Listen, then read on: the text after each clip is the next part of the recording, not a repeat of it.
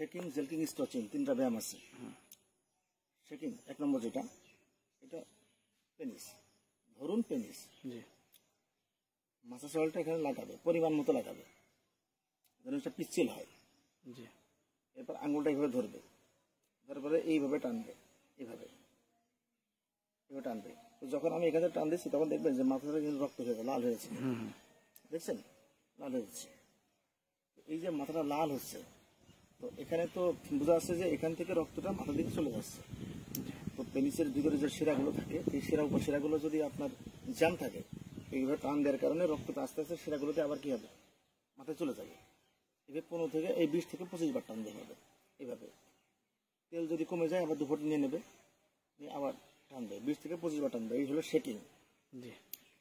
জেলকিং যে ব্যায়ামটা, সেটা হলো এইভাবে ধরবে পেনিসের গোড়াটা, 1 2 3 4 5 6 এভাবে 250 বার ঝাঁকি দেবে। টানা লাগবে না, শুধু ওইভাবে লাগবে না। 2 নম্বর ব্যায়ামটা না, 2 নম্বর ব্যায়ামটা হলো ঝাঁকি দেওয়া। আচ্ছা, ঝাঁকি দেবে এবার জোরে জোরে।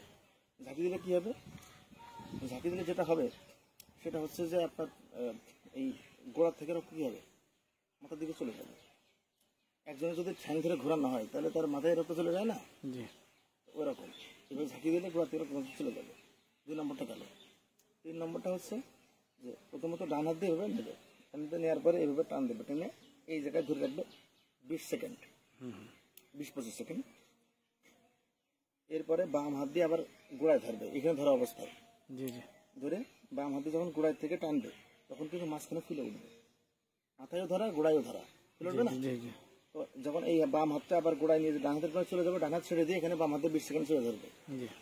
এরপরে আবার যখন বাম হাতটা হয়ে যাবে তখন ডান হাত দিয়ে আবার গোড়ায় ধরবে, ধরে এইভাবে আবার টেনে নিয়ে চলে যাবে, নিয়ে আবার ডান হাত ধরে রাখবে, এভাবে 20 থেকে 25 বার টানবে। এই হচ্ছে আপনার 3 নম্বর ব্যায়াম।